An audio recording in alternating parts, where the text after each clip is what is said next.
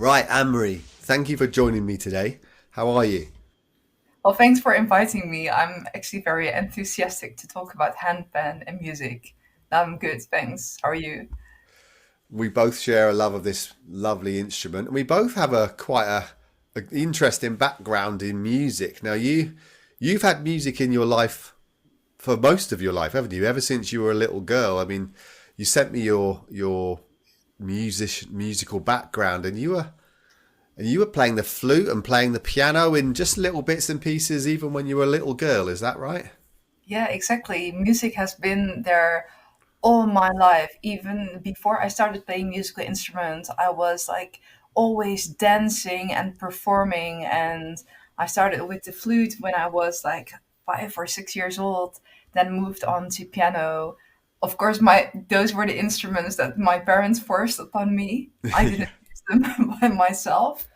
And then I was always like ticking on things. It was also probably part of my ADHD, but it was also because of a musical interest. And at one point, I think it was around 10 years old, and I really collected the pots and pans from my parents' kitchen. And I started drumming on them with the spoons and everything.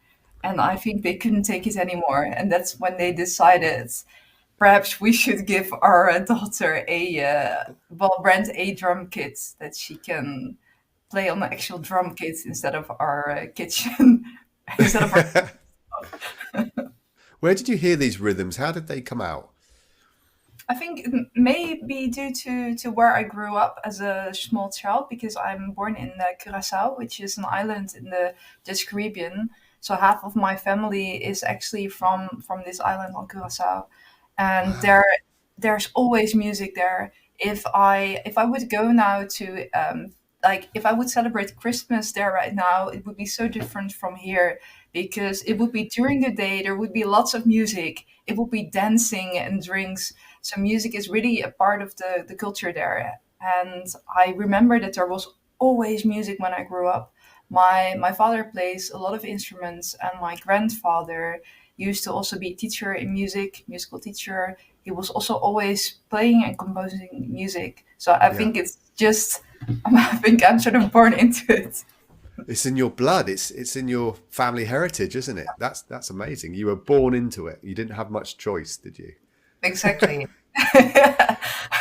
Although I chose different instruments. You did. You did. Well, you're only influenced by what happens around you. And when you went to school in your teenage years, you started. You carried on playing the drums, and then you got interested in the guitar, which obviously is probably because of the music that you were listening to at the time. Is that right? I think it was mostly because I was bored with the drums.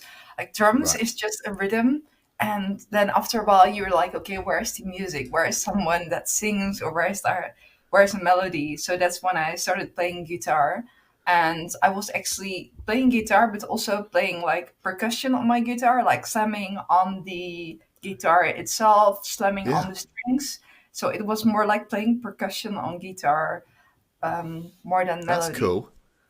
Were you the lead guitarist? Were you a bass guitarist? What were you?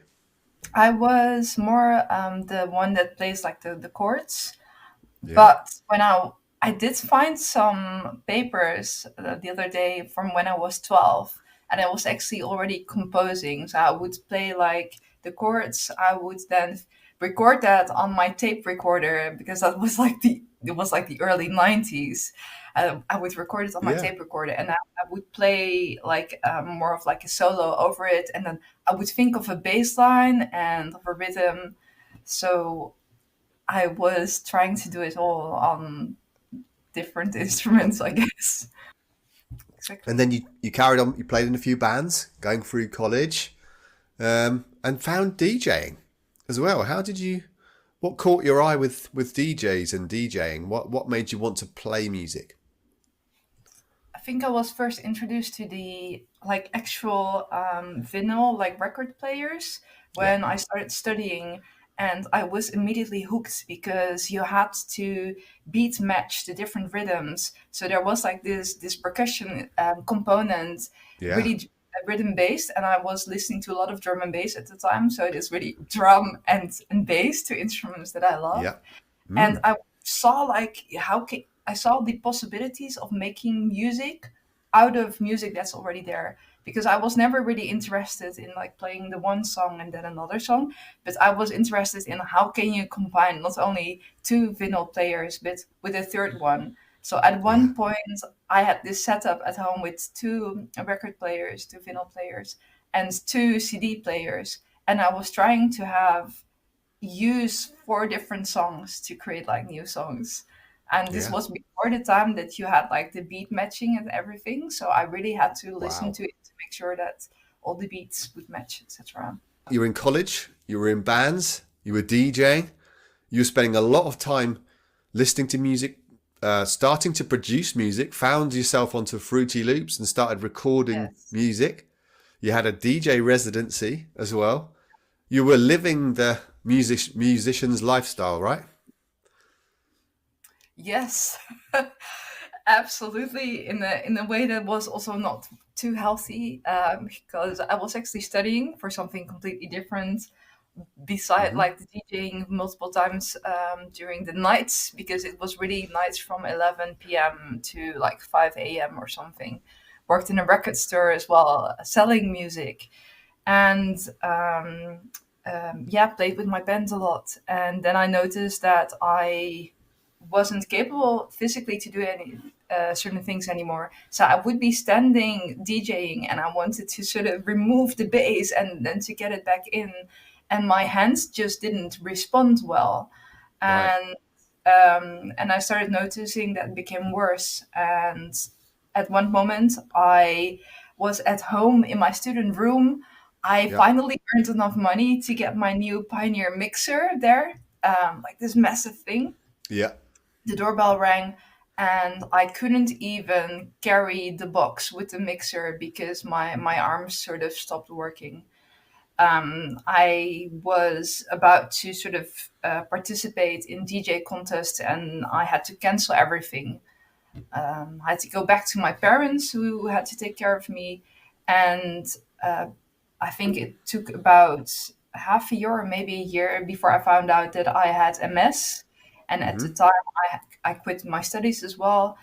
Um, and yeah, for the years after that, I had this love and hate relationship with music. Yeah.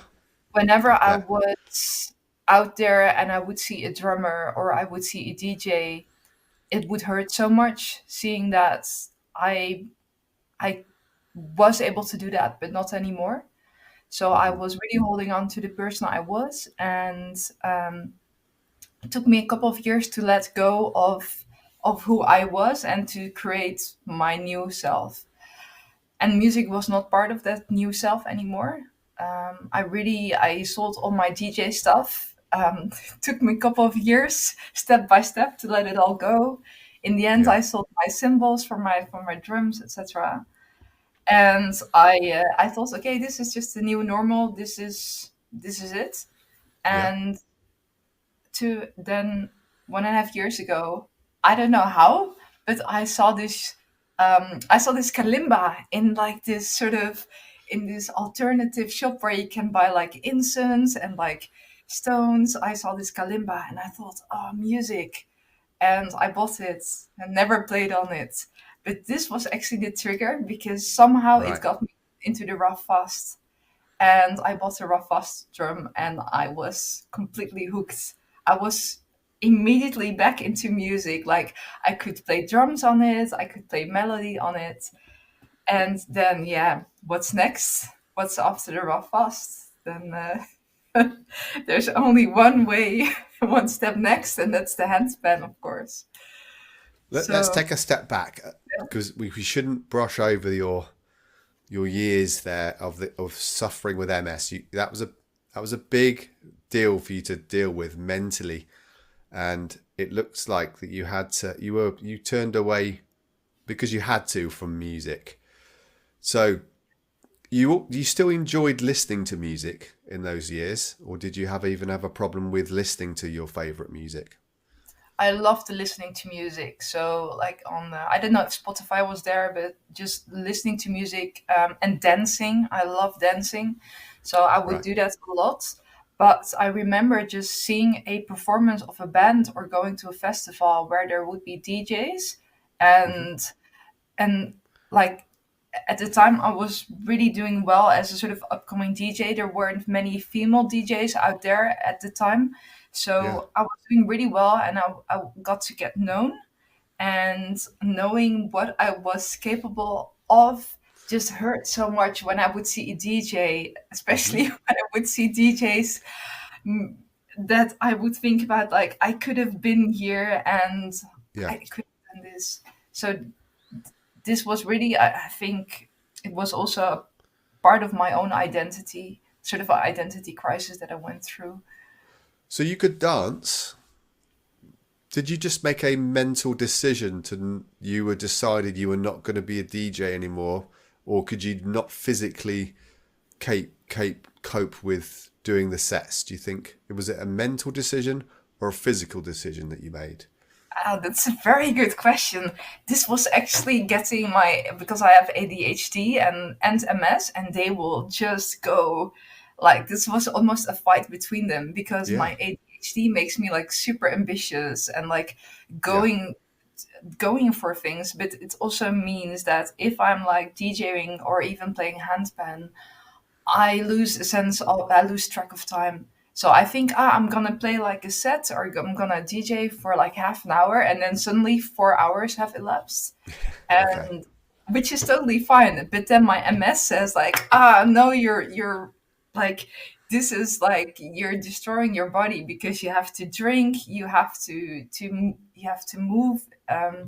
So that's what I was struggling with, and I knew I cannot do DJing in a way that is not destructive. I can only do all or nothing, and Yeah. there is no in between. That sounds wise. That sounds wise. And so when you walked past that music shop and you saw that instrument, what happened there? Why did you just why did you buy that? Do you know? Can you think about why you felt compelled to? Were you thinking about buying an instrument and getting back into it, trying something to get back into percussion or not? Was it just literally saw it, bought it, needed it? Yeah, it was not even a physical music shop. It was really like from the kalimba. I don't know how that happened, but I saw these videos probably from Narishana, I think, playing the Raw Fast. Nah, Right. Shana is one of those great players out there, and I was mesmerized. Actually, I think he played the A integral, and there was something about this skill that just made me emotional. It really, I felt like my eyes were tearing up. I found it so beautiful, and I thought I want to play this instrument.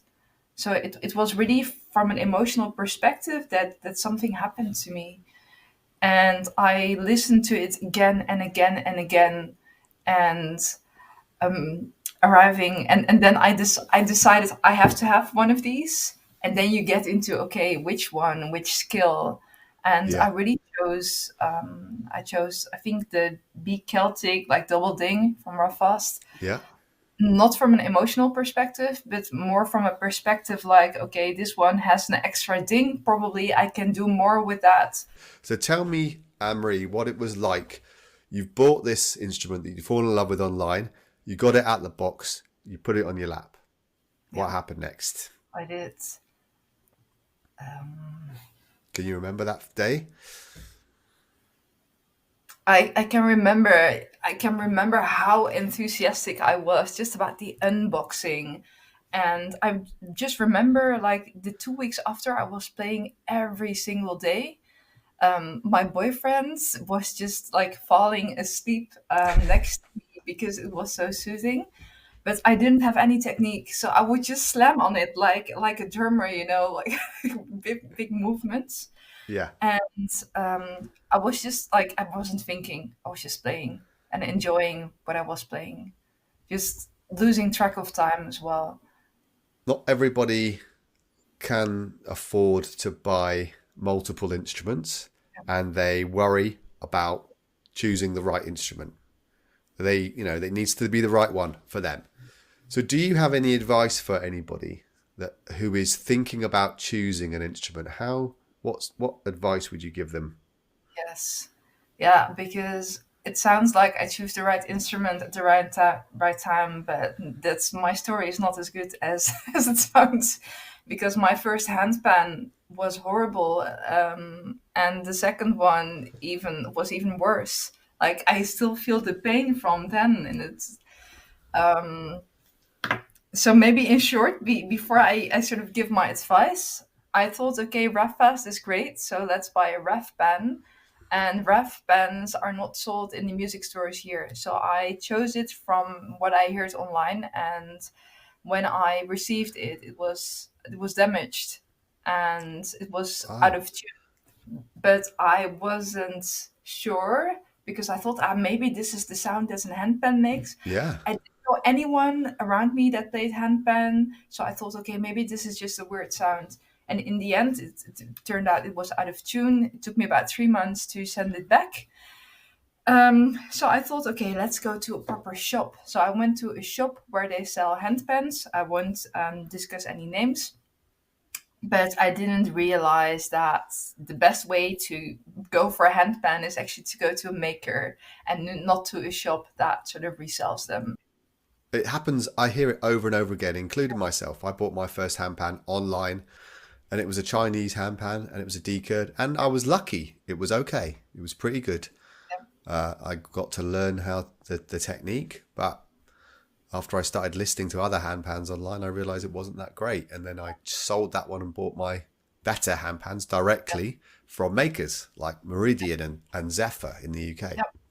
And so I guess this is the ongoing conundrum, isn't it, with new players, whether they buy something cheap to try it out and to not know where it comes from and then sell it and get their proper instrument like a try, or go for it with jump with both feet in, both Yep. feet first, and buy something expensive. It's the hard thing to decide upon, isn't it, for people? Yeah, and the hard thing was that it weren't even cheap handpans. I mean, now I know I paid like 2,500 euros for these handpans, and I know now that if you paid 2,500 euros for a handpan with like 20 notes, that's relatively cheap. But I thought, Yeah. okay, this is an expensive handpan, so it must be good. But I found out it's one that's probably mass produced. It had a lot of crosstalk, and my musical ears were like, no, this. Every time we hit the note, it would be like, Yeah. Yeah, a lot of people. Yeah, that is happening a lot, isn't it? A lot of mutant 20-note handpans are suddenly appearing, and everybody's thinking, "Oh, brand new players." Everybody's thinking, "Oh, it's got 20 notes. I definitely need one," and then realizing there's no courses for online for people with 20-note handpans, and they struggle to play it, and they don't sound that great. So, shouldn't always rush to get as many notes as you possibly can. But that is a debate for another time, Anne Marie, because it's a thing that's happening at the moment. So let's talk about your learning the handpan. We've talked about why you were into it. We've talked about your background getting to it, where you bought it from.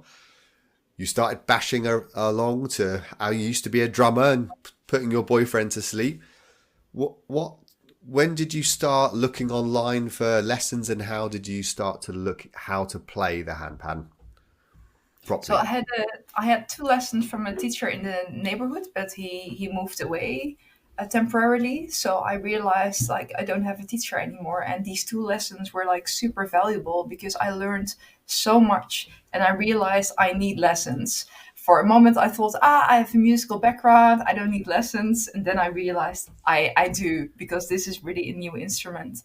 And I don't know how, but I found Master the Handpan where I signed up for lessons. And from that moment, I noticed the difference on like a weekly or bi-weekly basis. And I realized I have to start doing these exercises. Like, how do we even hit the tone fields the proper way, learning the skill, etc. But my sort of more overestimating side of myself was, this is too basic. So I also started to try out way more advanced things. And Yeah. right now I realize that I can do both. I can keep focusing on the foundation, but also challenge myself. Yeah. And one of the things that I also helps a lot with my learning is that I think I had my handpan for 2 weeks, and then I had my first performance with the handpan and the rough fast, Yeah. because I think playing for people really helps you learning. It sort of Yeah. teaches you how to think of the songs and how to make sure that what you compose is not all the same, because otherwise the people listening will fall asleep in not in a good way. And it also helps you with like stage fright. Yeah.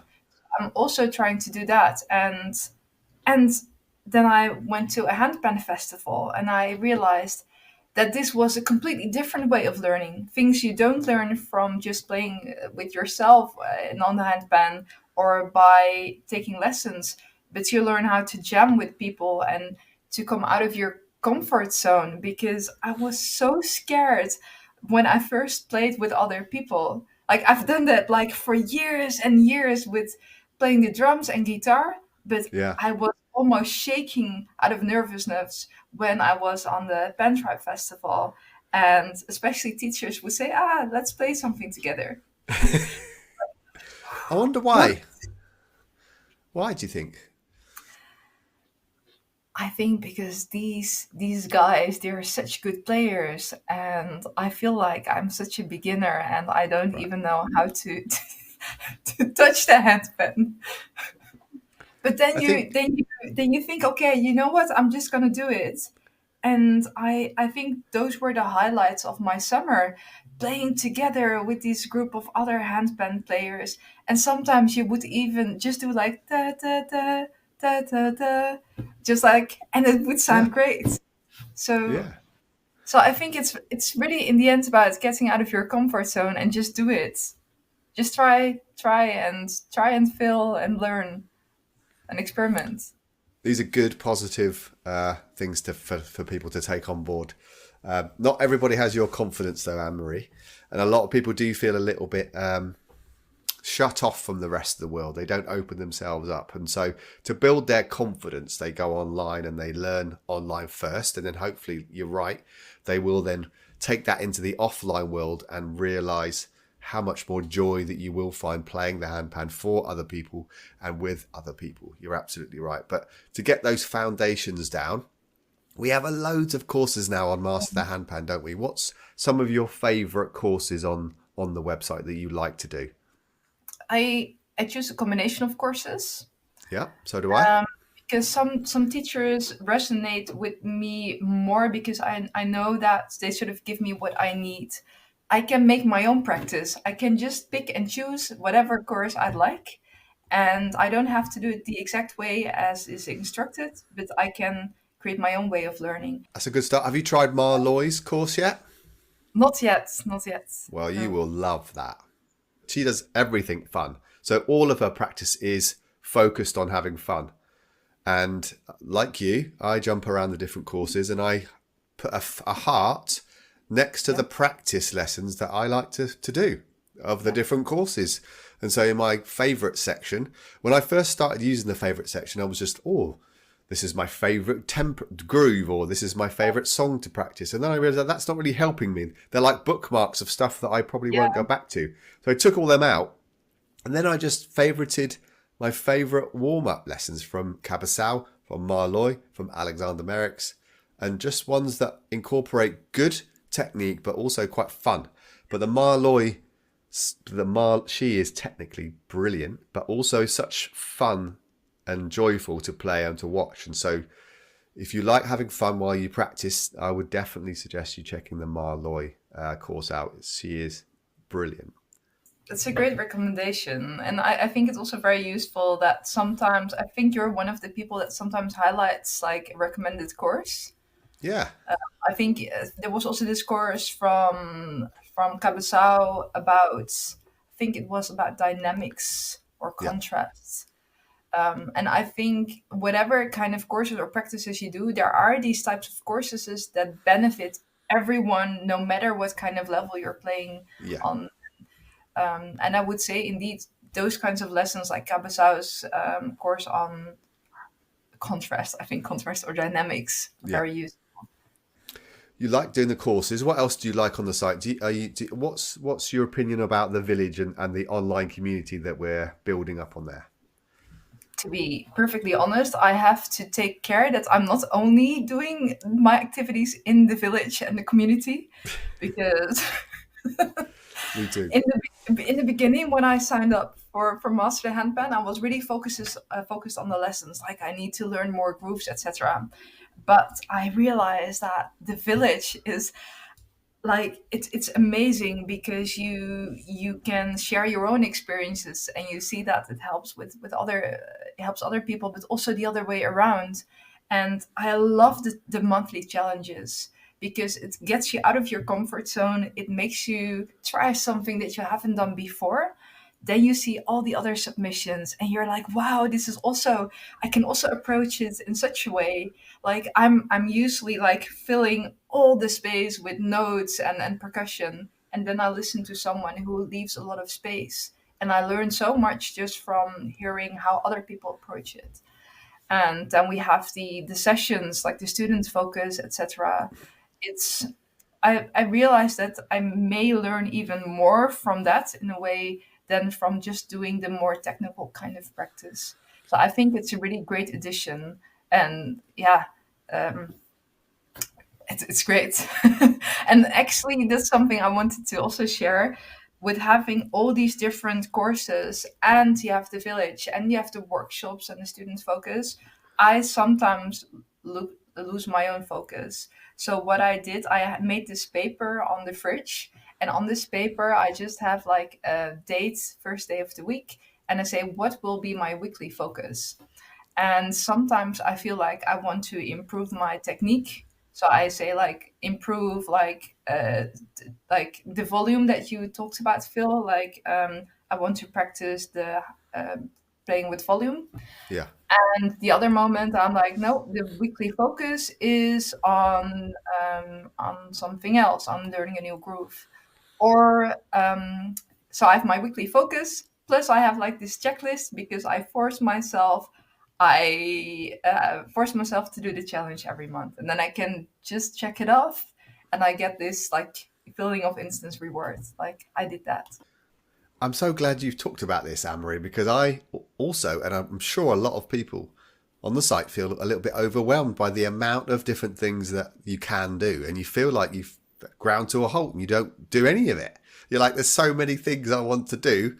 And so you found a good solution and a way of trying to keep a timetable and a priority list sort of going there. But yeah, I find myself doing the same thing. But I've also given myself a break, and I've decided that you must pursue the things that you really want to do. Don't be distracted by the other great things. You don't always have to do the very next thing. And so if you're focusing on a particular area, like for me, for example, I'm trying to learn my scales and trying to compose a little bit more. So I've stepped away from them for the monthly challenges, and I'm starting to sort of, I don't post as much music anymore online, and I'm just focusing on connecting with the instrument, and that's what I've decided to do, and I'm quite happy with that. Do you think your relationship with the instrument has changed since you've had it? Do you feel a real connection with it, or is it just another musical instrument for you? It's actually the way I play now is completely different from how I played before. I play now with so much more intention. Every note means something. It tells something about how I feel or about a message that I want to say. And before that, I didn't have that. You've also recently shared with me that you have gone full circle and you've gone back to bringing other musical elements into your playing with the cajon, with producing basic loops using different types of DAWs, maybe. Tell me how that's going and how that's and why you've progressed into that. Yeah, so I think that's sort of more producer side of me, because I think right now, like when I play on the handpan, I feel this emotional connection and it expresses me and it's very direct. So you feel something and you can play and you can let it out. But I also love the creativity that comes with it. So I was trying a drum and bass rhythm on my D jazz, and I just hear it in my mind. I hear it like the other bass lines and I Yep. heard elements, and I thought I want to play this as well by myself. So I got this MIDI keyboard, mini MIDI keyboard, and on my left hand, and I'm playing like the bass, Yeah. trying to tweak it. And this is also a form of expression, but this is more about creativity. So I think pure handpan playing for me more has this emotional, pure, direct connection. But my creative side is satisfied when I incorporate more instruments and try out more things. Well, Yeah. it has been lovely to talk to you today, Anne Marie, about the handpan and your journey. It's been fascinating. I could talk to you all day and all night about your history and stuff, but thank you for joining me on Handpan Voices. I'm actually honored that I could have this talk with you and be on your podcast. So thanks so much. And it's actually also great to meet. You're the first person I meet from the Master Handpan community, apart from two friends that are also there. But it's really great to actually see, yeah, to meet someone from the community.